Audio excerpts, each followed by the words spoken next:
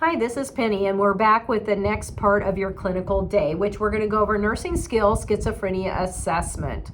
So there's two different classifications of symptoms. There's positive ones and there's negative ones. And so positive means that a person has additional things happening, and negative means that you have things that are missing. So we'll go over the negative symptoms first. The negative symptoms are the 5 A's.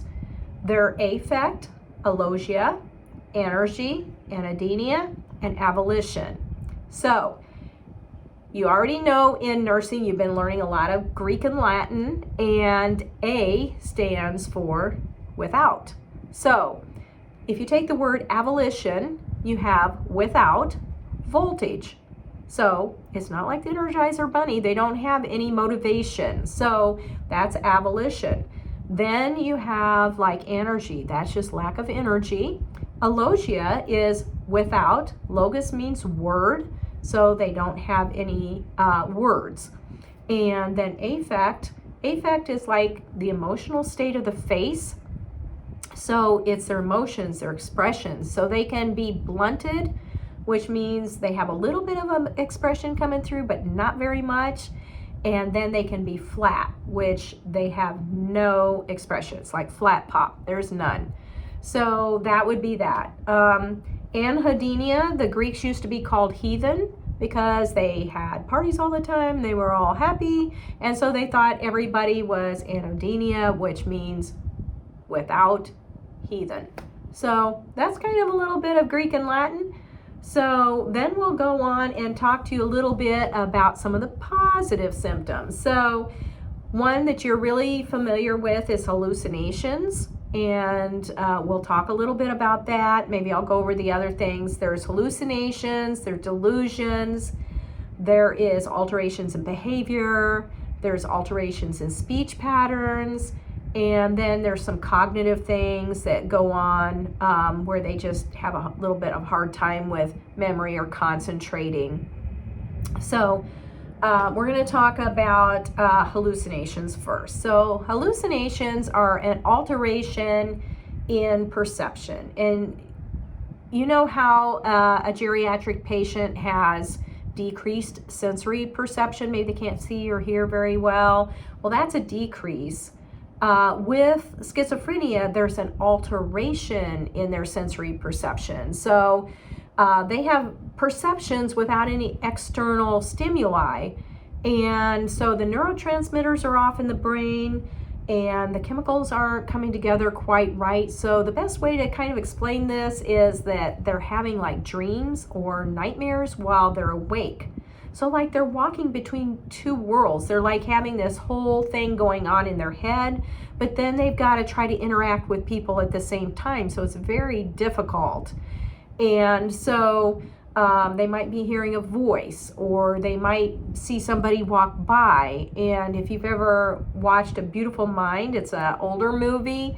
It's about one of the first people that had schizophrenia that was medicated with Thorazine back in the 50s. Very interesting movie. You don't know until halfway through that some of the people in the movie aren't really there. He was just thinking they were there. So that would be what a hallucination is. So it's important that you know that command hallucinations, out of all of the ones like auditory, visual, and all the different ones, it is emergent. You want them to report if they feel, if they hear voices that tell them to either hurt themselves or to hurt somebody else. So you can ask them, if you have a good therapeutic relationship, they will tell you these things. So that would be the emergent hallucination that you would want to be aware of as a nurse and have them report. So then there's alterations in thought, which is delusions. Okay, so delusions is where the person really thinks something that's happening, and this thing that's happening is not possible. It's not in reality. So, for example, one person I know thought aliens were coming to abduct the family And you can see how that's not in reality, okay?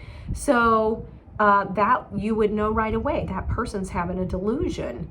And if you're working on a unit and somebody comes up and says, my dad writes your check, he works for the FBI, that is a delusion. You know the person's delusional state and they need maybe a medication increase or change. You just need to document that so the doctor knows that that's going on.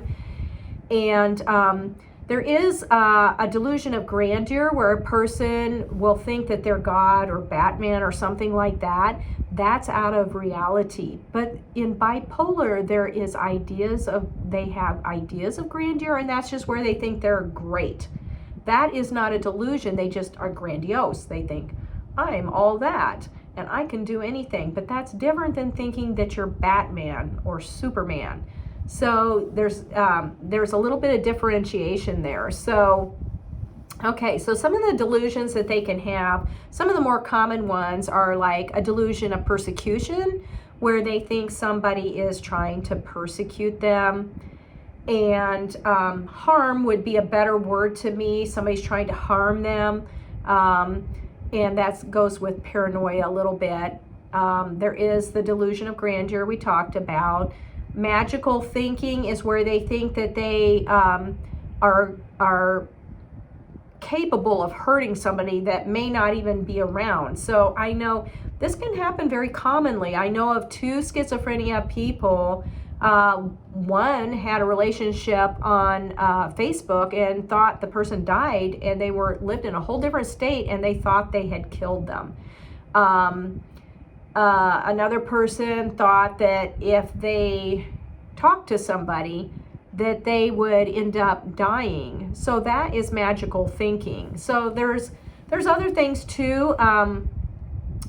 There's thought broadcasting, thought insertion, thought withdrawal. Lots of times they think people can know what they're thinking, or they think they can know what somebody else is thinking. So those are some of the delusions, and delusions are alterations in thoughts.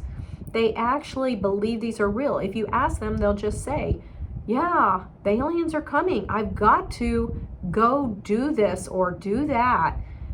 They fully believe it. They will tell you because they think it's real, that it's a part of their life. Okay, so some of the alterations in behavior and in speech, those happen, and you can document those too. So alterations in speech are quite common, that they like you to know these because it's something you can really document. So you have flight of ideas, neologisms, echolalia, clang association, and word salad. And my favorite's clang because it's so easy to pick up in a sentence in an NCLEX question because it's rhyming. It's like fox, box. You know, it definitely has just some words in a row. And the difference between that and word salad is word salad doesn't rhyme. Word salad is just a bunch of words in a row that don't rhyme. And the difference between word salad and having flight of loose association would be, loose association is where they'll complete a sentence. They'll have a sentence on something, and then they'll go to the next sentence, and it'll have something maybe from the first sentence, but may not even be related. It's like they go from sentence to sentence. And so you'll see an idea of that when you get into your scenario. So neologism is got your logos in it again, and it's got neo, which means new. So neologism means it's a new word. So echolalia is echoing of language.